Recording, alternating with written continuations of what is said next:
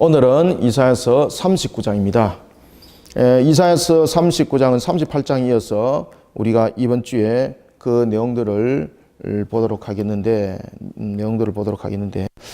특히 이사야서 39장은 보면은 38장에서와 연결되는 시점에서 히스기야의 내용들을 다루고 있습니다.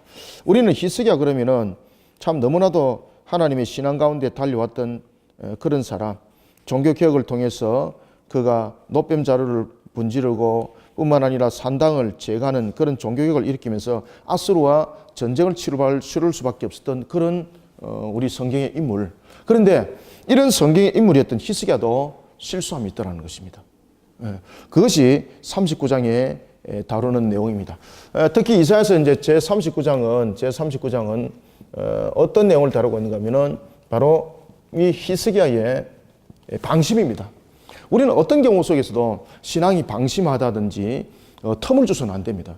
그래서 우리는 항상 하나님의 전신갑주를 입어야 되는 것이고 항상 말씀과 기도 속에 우리가 젖어들어야 되는 것입니다.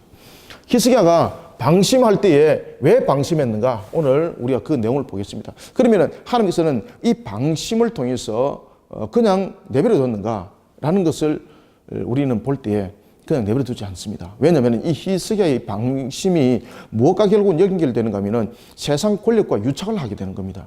그런데 세상 권력과 유착하는 것이 잘못된 것인가? 라고 말하면 안 됩니다. 왜 그런가 하면 힘이 약하면 서로 간에 보조를 얻어서 힘의 세력을 키워서 스스로를 지켜나가고 나라를 지켜나가는 거 중요하지 않습니까?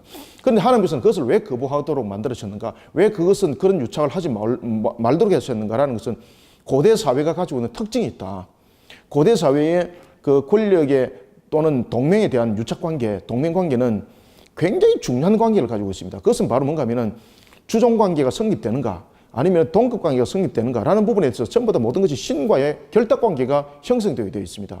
그럴 때에 이 동맹관계를 형성할 때 제가 두 번이나 말씀드렸지 않습니까? 첫 번째에 내가 힘에 대한 우위에 있을 때가 아니라 힘에 대한 동등의 입장이 있을 때도 이 부분에서 동맹이라는 것은 서로 간에 하나를 연결을 맺는 것이 있는데 이때에 무엇이 성립되는가 하면은 결혼 제도들이 많이 동원이 되게 됩니다. 이때에 결혼이 제도에 동원이 될 때도 그냥 혼례적인 부분이 아니죠. 이것이 이제 동맹으로 맺는 부분에 대해서 우리가 서로 하나라는 것을 표현하는 것이거든요. 그런데 이것이 하나를 그냥 표현하는 것으로만 끝나는 것이 아닙니다. 이 속에 이제 무엇이 들고 들어오게 되어 있습니까? 그렇죠. 이 속에 결국은 여러분들 신에 대한 우상이 이 속에 결부되게 되어 있습니다. 특히 이 대표적인 부분에 대해서 한 사람이 누구였습니까? 솔로몬이었습니다. 솔로몬. 그죠?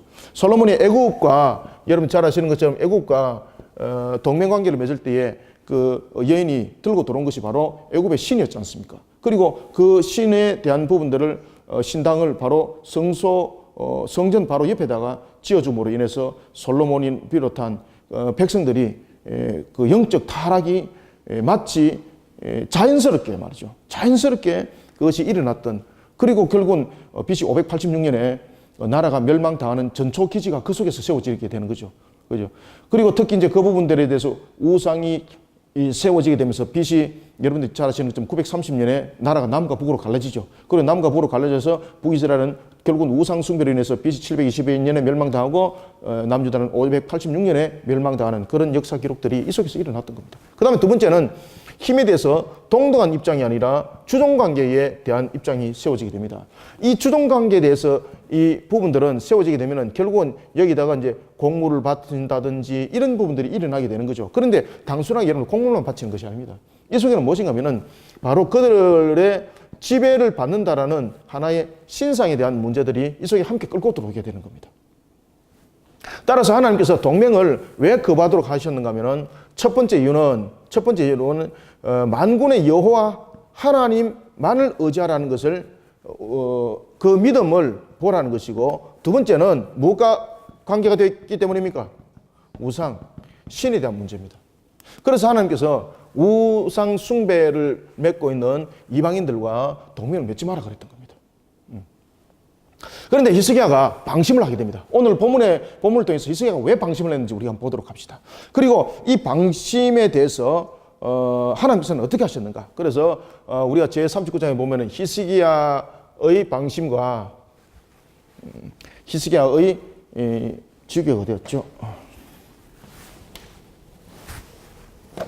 히스기야의 방심과 그리고 세상 권력에 대해서 이 세상 권력을 의지한 히스기야에 대한 경고가 세상 권력에 대한 하나님의 경고, 이 내용이 실려지게 되는 겁니다. 자, 우리가 이제 본문을 통해서 여러분들 보시면은 우리가 더 이제 잘 이해를 할 수 있는데, 히스기야가 한 사건이 벌어지게 되는 거죠. 우리가 38장에도 우리가 그 내용을 봤지 않습니까? 38장에 봤을 때에 히스기야가 이 발병에 걸리게 됩니다. 그때에 히스기야가 죽을 병에 걸렸을 때에 하나님께서 그를 회복시키시죠. 회복시킬 때에 이 내용들을 그 당시에는 이제 그 신흥 국가로서 이제 막 성장하는 한 나라가 있었는데, 신흥 바벨론이 있었습니다. 신흥 바벨론. 이 신흥 바벨론이 성장하는 과정 속에 있을 때에 이 바벨론 경우 같은 경우도 자신들이 완전한 어떤 세력을 거머쥐지 않고 있다 보니까 여러 부분에서 나라들을 동맹을 하고 그러면서 규합을 맺어가지고 자신들의 힘들을 키워나가고 있는 그런 입장들이었습니다. 그때는 이 바벨론이 막강한 그런 군사력을 가지고 있는 나라가 아니었습니다. 신흥 바벨론이 자신들이 하나의 세력을 규합하기 위해서 동맹을 맺기 시작합니다. 이때 동맹을 맺기 시작할 때에 그 히스기야가 발병해서 회복됐다는 것을 이유로 그를 쉽게 말하면 신방을 하고 그를 격려하고 또 병문안을 오면서 회복된 것에 대해서 또 축하를 하고 이런 여러 가지 목적을 가지고 올 때에 군사적 동맹을 맺기 위한 그 두 가지 목적을 가지고 함께 옵니다. 하나는 히스기야를 향해서 그의 발병에 대해서 회복에 대해서 그 다음에 그 병문안에 대해서 그를 또 위로하고 이런 부분에 대해서 왔던 것이고, 또 한 손에는 무엇을 들고 왔습니까? 군사 동맹을 맺기 위해서. 그 당시에 신흥 바벨론에도 가장 큰 문제가 무엇이 문제였는가 하면 아수르가 문제였습니다. 아수르. 그 다음에 그 당시에 남유다도 가장 문제가 되었던 것이 무엇입니까? 아수르입니다. 아수르. 이 공통부모죠. 이 아수르라는 이 공통부모를 여러 나라들이 가지고 있었습니다. 그러다 보니까 이 신흥 바벨론이 외교 정책을 강화를 해가지고 외교력을 발동시킵니다. 외교력을 발동을 시켜가지고 자신들의 힘을 키워나가는 겁니다. 힘의 세력을 갖다가 규합하기 시작하는 겁니다. 이때에 한 사건이 일어났던 것을 오늘 본문 39장은 다루고 있습니다. 히스기야를 문병을 합니다. 회복된 그를 다시 신방을 합니다. 그러면서 올 때 빈손으로 오질 않지 않습니까? 많은 선물들을 가지고 오는 겁니다. 그러면서 자신들이 이제 군사적 목적도 달성해야 되잖아요. 이 양날의 금을 가지고 왔습니다. 근데 히스기야가 그것을 깨닫지 못하는 겁니다. 이러면서 이제 자신을 이제 위로하고 이럴 때 자신도 얼마나 간증을 했겠습니까? 우리 신이 나를 낫게 하셨다 말이죠. 회복시키게 하셨다 말이죠. 그러니까 신에 대한 월등함을 갖다가 바벨론에 이야기를 하면서 또 바벨론이 이 당시에 이 아수르로 인하여서 자신들이 골치 아픈 이 문제를 우리 홀로서 문제를 해결할 수 없으니까 우리 같이 연합을 하자라는 문제를 들고 나오게 됩니다. 이때에 하나님께서 분명히 동맹을 맺게 되는 두 가지 이유에 대해서 하나님께서 이미 히스기야에게도 여러 왕들에게도 이미 이야기했었습니다. 그래서 어떤 관계 속에도 만군의 여호와 하나님을 믿어 의심치 말라는 이 부분에 대해서 히스기야는 방심을 하게 되는 겁니다. 방심을 하다 보니까 또 특히 그 신흥 바벨론 같은 경우는 외교력을 강화를 하다 보니까 얼마나 또 여러 가지 심의 세력을 규합을 하기 위해서 문제들을 또 펼쳐 나가다 보면 얼마나 또 화술이 또 뛰어나겠습니까, 그죠? 그러다 보니까 그 부분에 대해서 히스기야가 자신의 어떤 그 자부심 또는 자신에 대한 능력 이런 것들을 보여주고 싶었던 것입니다. 그래서 이제 그들과 이제 동맹적인 관계를 남유다와 신흥 바벨론이 동맹을 맺게 되는 겁니다. 병문안 오는 과정 속에서 그의 회복에 대해서 문병을 오는 속에서 신방을 나오는 속에서 그때에 히스기야는 자기가 동등한 입장이 아니라 우위에 서 있는 입장이라는 것을 보여주게 됩니다. 그 보여주게 된 사건이 바로 뭔가 하면은 자신의 내탕고를 보여준 것입니다. 우리의 경제 구조가 이렇게 좋다. 그때에 그는 심지어 무엇까지 보여주게 되는가 하면 두 가지 기밀을 보여주게 됩니다. 하나는 예루살렘에 대한 수도권을 형성하고 있는 군사시설, 그 다음에 각 지방 고을들마다 가지고 있는 그런 군사적인 요새, 이런 부분들을 막 자랑하면서 우리가 너희들보다 우위에 있다. 왜냐하면 여러분들 동등한 관계 속에서 동맹을 맺더라도 우위 관계가 있다는 것은 분명한 선점을 할 수 있는 권력을 가지고 있는, 그리고 서로 간에 어떤 동맹을 맺어서 만약에 아수를 친다면은 전리품에 대해서도 더 많은 것을 얻어갈 수 있는 그런 전제 조건이 되지 않습니까? 이런 식으로 이런 식으로 히스기야가 외교 사절로 온 신흥 바벨론 그 사자에게 자신의 내탕으로 보면서 그렇게 자랑하는 겁니다. 얼마나 자랑스러웠어요, 그죠? 자신을 이렇게 회복시킨 하나님 뿐만 아니라 이렇게 자신들의 강력한 부분들 속에 세워진 이런 나라. 그런데 이 사실을 이사야가 알게 됩니다. 이사야가 알게 되고 이사야가 히스기야에게 당신이 지금 무엇을 했습니까? 나인데 말씀하십시오 라고 말할 때 이사야에게 자랑스럽게 말하면서 한 가지는 말하지 않습니다. 그것은 뭔가 하면은 바로 이 부분들입니다. 동맹 부분. 이 부분들은 히스기야가 의식을 하고 있었다는 이야기죠. 이 부분들을 빼놓고 이야기를 하지 않습니다. 근데 하나님은 이미 이사야를 통해서 그 내용들을 다 알도록 하셨습니다. 그리고 하나님은 이사야를 통해서 히스기야에게 징계를 내립니다. 그 징계를 내리는 것이 뭔가 하면은 나라가 너희들이 우위에 있다라고 했던, 너희들 아래에 있다라고 했던 이 바벨론에 의해서 너희들이 무너짐을 당할 것이고 너희들이 그 나라에 나중에 포로가 될 것이다 라고 징계를 내립니다. 이때에 이사야 그 말에 히스기야가 통회하면서 자복하고 회개하게 됩니다. 이때 하나님은 진실된 그 회개를 받아주십니다. 그러면서 그 내용들이 히스기야의 당대에는 내가 멸함을 당하지 않도록 하겠다라는 것이 오늘 39장의 내용입니다. 따라서 우리는 39장의 이 내용을 통해서 우리는 신앙적인 측면에서 어떤 관계 속에서도 잠시도 방심함이 없어야 됩니다. 그래서 우리가 신앙 속에서 하나님의 전신갑주를 우리가 늘 입어야 된다. 하나님의 전신갑주를 입어야 된다. 이런 우리가 이야기를 하지 않습니까? 그죠? 하나님의 전신갑주를 입어야 된다. 우리가 이 하나님의 전신갑주를 입어야 될 이유가 있습니다. 그죠? 왜냐하면 하나님의 전신갑주를 입지 안 했을 때에 우리에게 무너지는 것은 분명합니다. 빈틈이 생긴다는 거죠. 영적 빈틈이 생긴다는 거죠. 그 영적 빈틈 속에서 우리가 마귀의 세력을 이길 수 있는 능력은 아무것도 없습니다, 여러분들. 자, 오늘 우리 이런 내용들을 보면서 우리가 이사야서 39장 짧은 내용입니다만은 간단한 내용입니다만은 우리가 간략하게 그 내용들을 한번 보도록 하겠습니다. 자, 우리가 1절부터 3절까지 한번 읽어보겠습니다. 시작.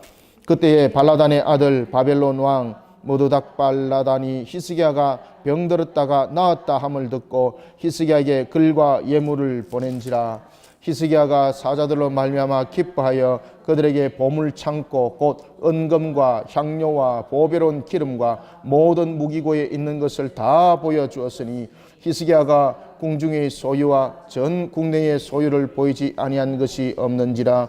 이에 선자 이사야가 히스기야 왕에게 나와 묻되 그 사람들이 무슨 말을 하였으며 어디서 왕에게 왔나이까 하니 히스기야가 이르되 그들이 원방 곧 바벨론에서 내게 왔나이다 하니라. 아멘. 지금 그 이야기를 딱 하고 있잖아요. 그죠? 문병을 왔습니다. 병이 다 났담을 듣고 신방을 했습니다. 그때 빈걸음으로 안 왔다 그러죠. 무엇을 가지고 왔다 그랬습니까? 예물을 가지고 왔다 그러잖아요. 예물을 가지고 왔을 때 예물을 만약에 그 예물이 히스기야를 깔보는 예물이 될 수도 있는 것이고 그 예물이 히스기야를 더 높일 수 있는 예물이 될 수도 있는 것입니다. 그러면은 이 신흥 바벨론에 그 당시에 외교팀들이 왔을 때에 그들이 히스기야를 충분히 높일 수 있는 그런 예물을 가지고 왔다는 거죠. 그죠? 히스기야를 아주 높였다는 거죠. 그러니까 히스기야가 방심해버리는 거죠, 이게. 우리가 여러분들 누군가로부터 칭찬을 갖다 칭찬으로부터 받고, 그리고 주변에서부터 당신은 최고입니다. 이러다 보면은, 원래 그렇지 않았던 사람들이 나중에 보면은 어느덧 자신이 구름 위에 떠 있는 사람이 되어버리는, 그죠?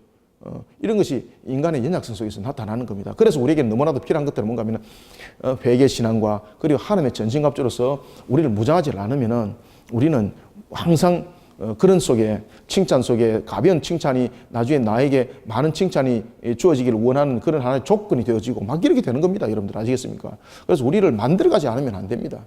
우리를 만들어갈 때 우리에게 꼭 필요한 것은 여러분 하나님의 전신갑주. 다시 말하면 우리가 영으로 무장해야 된다는 이야기입니다. 영으로 무장하지 않으니까 여러분들 예배 시간도 앉아 자고 막 이런 일들이 일어나는 겁니다. 영으로 무장해야 됩니다. 영으로 무장. 2절 보십시오. 히스기야가 사자들로 말미암아 딱 그러잖아요. 이 히스기야가 사자들로 말미암아라는 것은 자신을 향한 어떤 위문만을 말하는 것이 아니라 두 가지 이유를 하고 있습니다. 지금 여기서 보면은 사자들로 말미암아, 사자들로 말미암아 라는 것은 두 가지를 설명하고 있다. 첫 번째는 자기를 향한 그 위문, 자기를 향한 첫 번째는 자기를 향한 죄송합니다. 자기를 향한 위문, 여기 대해서 예물을 보고 자기가 지금 높임을 받았다는 이야기죠. 높임을 받음. 무슨 뜻인가 지금 아시겠죠? 그래서 사자로 말미암아. 그래, 이 사람들이 아주 계획적으로 지금 예물을 가지고 왔다는 이야기입니다. 쉽게 말하면은 10개 주면은 그 사람의 가치를 인정한다는 것이지만은 20개라는 것은 당신이 최고입니다. 이런 표현이 있지 않습니까? 지금 히스기야를 그렇게 만들어버렸다는 이야기입니다. 그렇게. 그 예물을 통해서. 그래서, 히스기야가 방심을 했던 가장 큰 이유가 뭔가 하면 사자들로 말미암았는데 그들이 가져온 두 가지 무기였습니다. 첫 번째는 예물을 통해서 그가 마음이 흔들려 버렸습니다. 왜? 예물의 물량 때문에 그런 것도 아닙니다.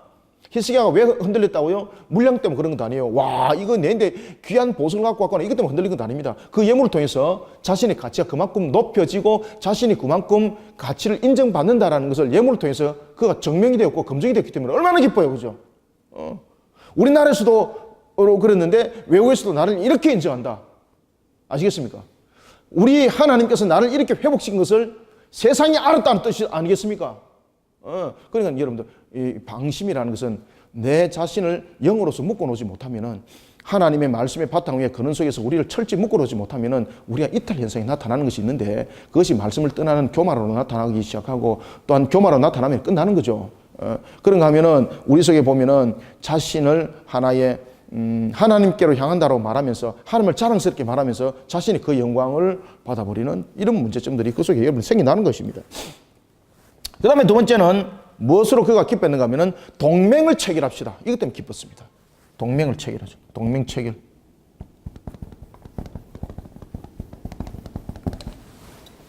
사자로 말미암아서 그가 기뻐했다.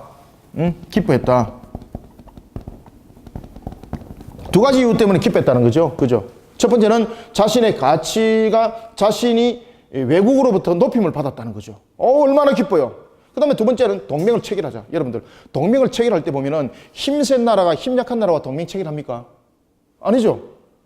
동맹 체결이라는 것은 우리가 좀 힘이 부족하니까 당신이 우리와 같이 힘을 합쳐서 우리가 하나를 이룹시다라고 말할 때에 내가 찾아가는 나라는 약한 나라가 아니죠.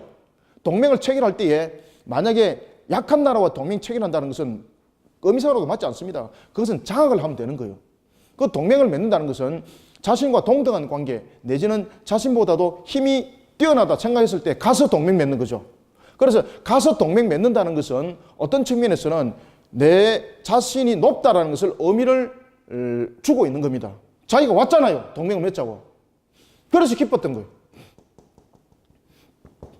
따라서 이 동맹 체결을 통해서는 히스기야가 자신의 세력, 능력 자체가 인정받았다는 것에 대해서 기뻤습니다.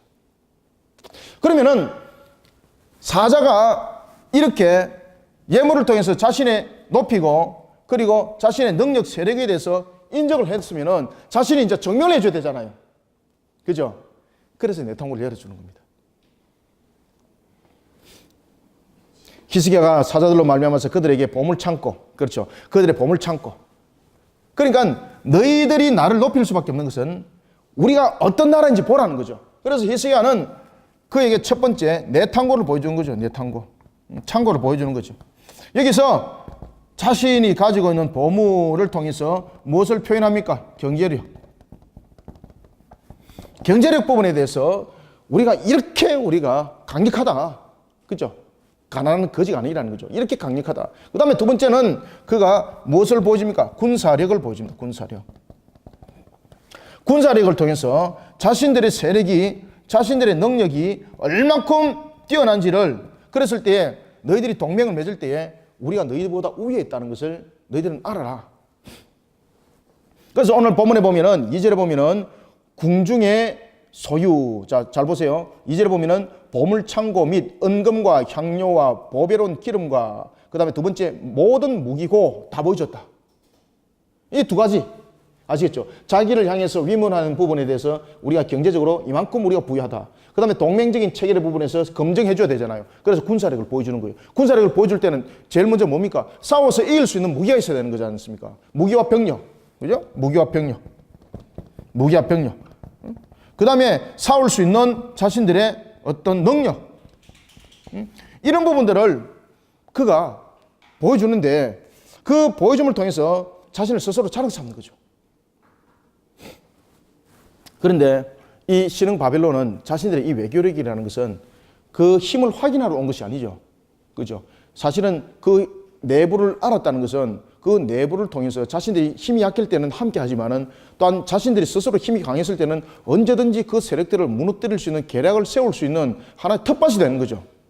이런 양날을 가지고 왔는데 히스기야가 이 스스로 높임을 받으니까 이 문이 닫혀버려가지고 영적 문이 닫혀버려가지고 그가 큰 실수를 하더라는 것입니다. 그래서 우리는 항상 여러분 어떤 언제 속에서도 우리는 방심에 우리를 여러분들 풀어놓으면은 큰일 난다는 거죠. 그래서 궁중의 소유, 궁중의 소유라는 것은 예루살렘 성 내에 있는 그런 군사 시설들입니다. 그 다음에 두 번째는 보면은 전 국내의 소유. 2절 보이죠? 전 국내 소유는 뭔가 하면은 지방 자체에 있는 주요 군사 시설입니다. 이걸 다 보여줬다는 거예요. 다 보여줬다. 설명 다 줬다는 거죠. 그래서 궁중의 소유, 궁중의 소유, 이것은 예루살렘의 군사 시설을 말합니다. 예루살렘. 우리가 말이지 이렇게 수로도 이렇게 놓고 그 다음에 우리가 방어력이 어떻고 이런 부분들을 전부 다 보여줬다는 거죠. 그래서 예루살렘의 이 군사라든지 군사 등 여러 가지 시설들을 그들에게 오픈시켰다는 거죠. 그 다음에 두 번째, 전 국내의 소유. 전 국내의 소유는 이거는 각 성읍에 있는 군사시설들, 지방에 있는 주요 군사시설들을 지방에 있는 지방의 주요 군사시설입니다.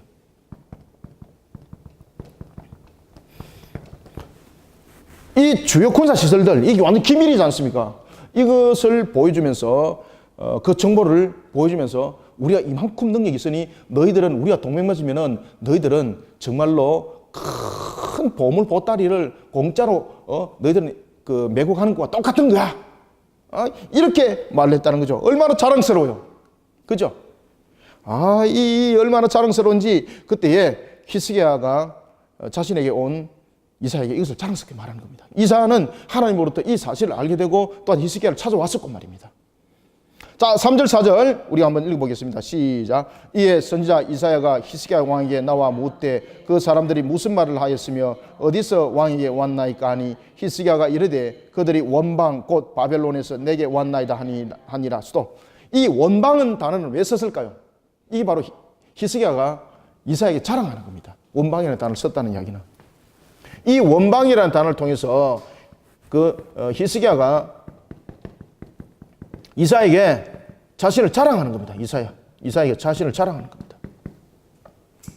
자신을 자랑하는 겁니다. 보세요. 이 원방에서 멀리서 그 나라에서도 내에 대해서 소문을 들었습니다. 그러면은 이 히스기야는 원방이라는 단어를 통해서 이사야에게 두 가지를 자랑했죠. 첫 번째는 하나님을 자랑했죠.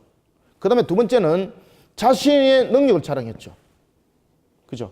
이 속에서 자신을 낫게 하신 하나님, 그죠? 나라를 지켜주신 하나님, 이것을 원방에서도 다 알았다는 얘기입니다. 원방에서. 그러면서 또한 자신의 능력을 이 내통을 통해서 다 보여준 거죠. 자신의 능력들을.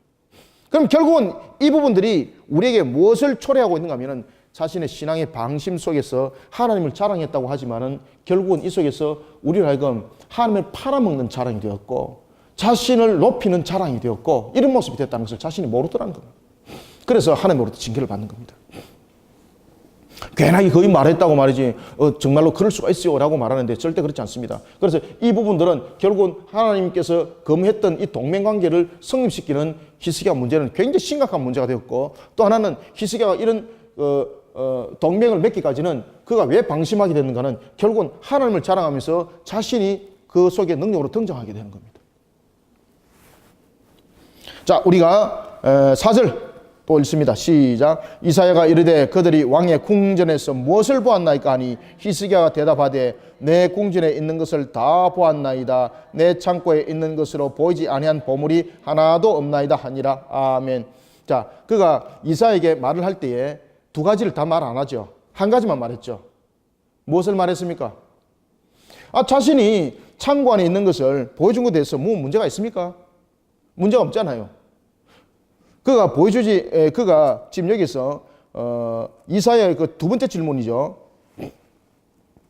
누가 왔습니까? 라고 말하니까 원방에서 바벨론이 왔습니다. 그리고 두 번째 이사야 질문은 그들에게 무엇을 보였나이까? 이게 마치 여러분들 에덴 동산에서 주님께서 아담을 향해서 행했던 질문과 똑같은 거죠.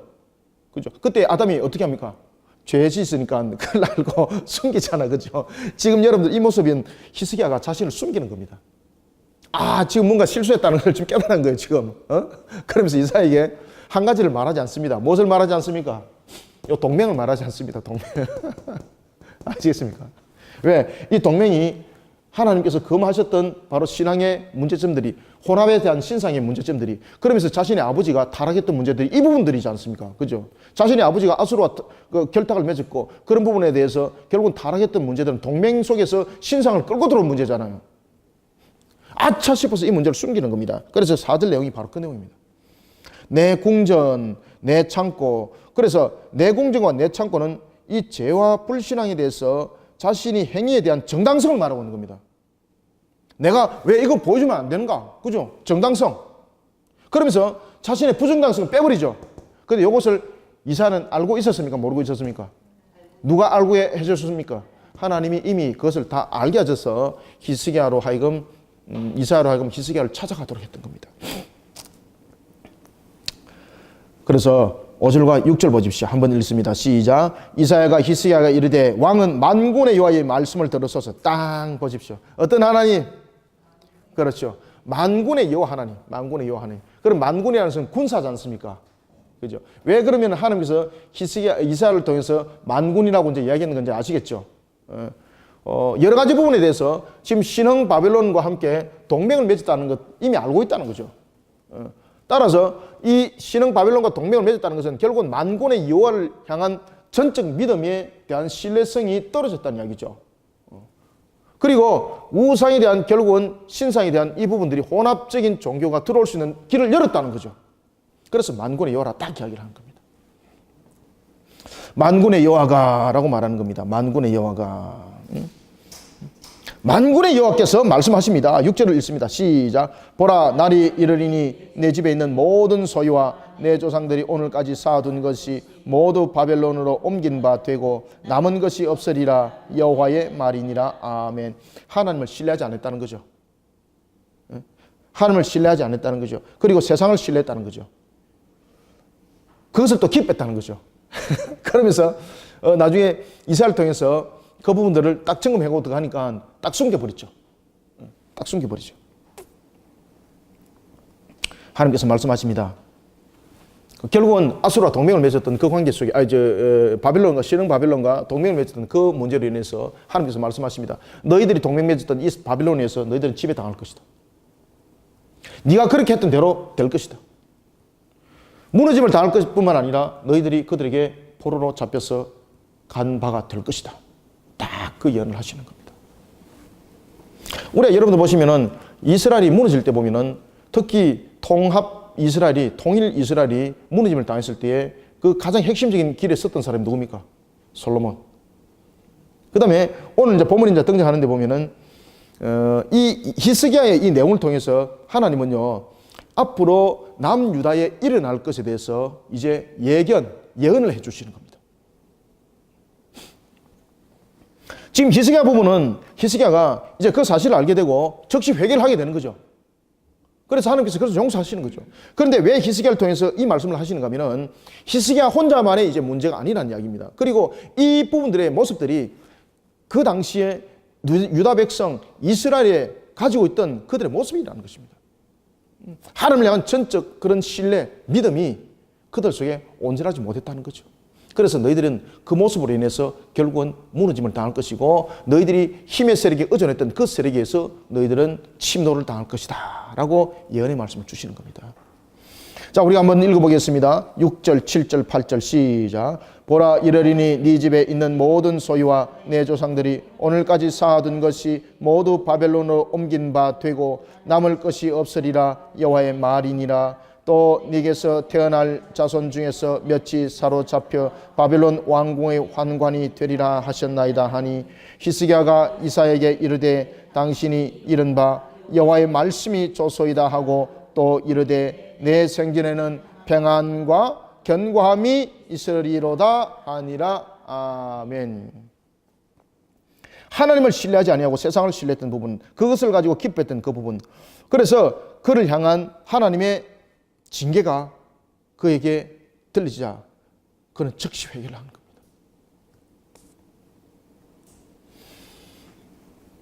겁니다. 우리가 하나님으로부터 음성이 들려졌을 때에 즉시 회개를 했던 대표적인 신앙이 여러분 다윗이죠. 다윗이죠. 그리고 또 한 사람이 있다면 바로 히스기야입니다. 히스기야. 그렇죠. 히스기야. 그래서 히스기야가 선하고 선한 왕입니다. 이스라엘 역사 가운데서 가장 하나님의 마음에 합당한 선하고 선한 별표 3개가 있는 왕이 있다면 다윗 이후에 솔로몬에서부터 통합 왕국, 그러니까 르호보암이 이후서부터 BC 930년이죠. BC 930년 이후부터 멸망인 586년까지 가장 선한 왕의 선하고 선한 왕을 한 사람 딱 뽑으라면 누구를 뽑을까요, 여러분들요? 예? 요시야입니다. 요시야. 그 다음에 별 2개짜리는 누굴까요? 히스기야입니다. 히스기야. 오늘 본문에도 보면은 하나님으로부터 들려진 그 음성에 그는 즉시 회개를 합니다. 즉시 회개를 합니다. 그래서 8절에 보면은 그들이 바빌론에 의해서 지배당하는 나라가 될 것이고 포로가 될 것이라고 말하니까 뭐라고 말합니까? 8절에 보면은 히스기야가 이사야에게 이르되 당신이 이른 바 여호와의 말씀이 조소이다 하고 이르되 내 생전에는 평안과 견고함이 있으리로다 하니라. 아멘. 이건 무슨 말인가 하면 하나님의 심판을 히스기야가 겸허히 받아들였다는 얘기고 그 속에 그는 철저히 회개를 하고 그 회개가 입술로만 회개가 아니라 정말로 진실된 회개를 하였고 그 이후에 하나님께서 그 심판을 유보했다는 것을 우리에게 보여주고 있는 것입니다. 그리고 그 유보에 대해서 하나님께 감사하고 영광을 돌리는 것이 바로 8절의 고백입니다. 그러면 제가 왜 유보라는 단어를 썼을까요, 여러분들요? 그것이 히스기야만의 모습이 아니라 이스라엘의 전체 모습이기 때문에 그들이 온전히 바로 세워졌을 때는 이런 유보라는 단어를 쓸 필요가 없는 것입니다. 그렇죠? 하나님께서는 진실된 신앙 속에 바로 세워지고 나아가고자 하는 히스기야를 하나님께서는 회복을 시키는 거예요. 그리고 하나님께서는 그에게 누구를 줍니까? 아들인 므낫세를 그때 주는 겁니다. 선물로 하나님께서 주시는 겁니다. 아시겠죠? 그래서 선물로 주는 겁니다. 그의 신앙에 대한 고백을 받고 하나님께서 선물로 주시는 겁니다. 오늘 우리가 이사야서 39장 짧은 내용입니다만은 항상 우리가 중심으로 둬야 될 것은 우리가 신앙에 방심하지 말자. 하나님의 전신갑주를 입고 항상 우리가 영적 전투에 우리의 신앙들을 바로 세워 나가지를 않으면 안 된다. 세상으로부터 우리가 높임을 받을지라도 항상 우리는 하나님 앞에 겸손해진 자, 그리고 또한 우리가 세상 사람들이 힘을 통해서 나의 힘을 인정한다고 말할지라도 우리는 만군의 여호와 하나님으로 말미암아 내가 능력 있게 됐다는 것을 알고 항상 하나님 앞에 무릎 꿇고 항상 하나님이 나에게 무엇을 조명해 주는가를 먼저 깨달아 아는 신앙이 중요하다. 세상 속에서 능력이 있다 그래서 아이고 내가 무슨 비행기 탄 그런 능력이 있는가 싶어서 내가 말이지 세상 속에서 최고인 줄 알고 그런 교만 속에서 우리 스스로를 낮은 대로 낙하시키는 그런 모습이 되지 않도록 오늘도 우리는 이사야의 이 신앙의 모습을 통해서 우리 자신들을 다시 한 번 더 하나님 앞에 겸허히 세워나가는 우리 모든 성도들 되기를 소망합니다.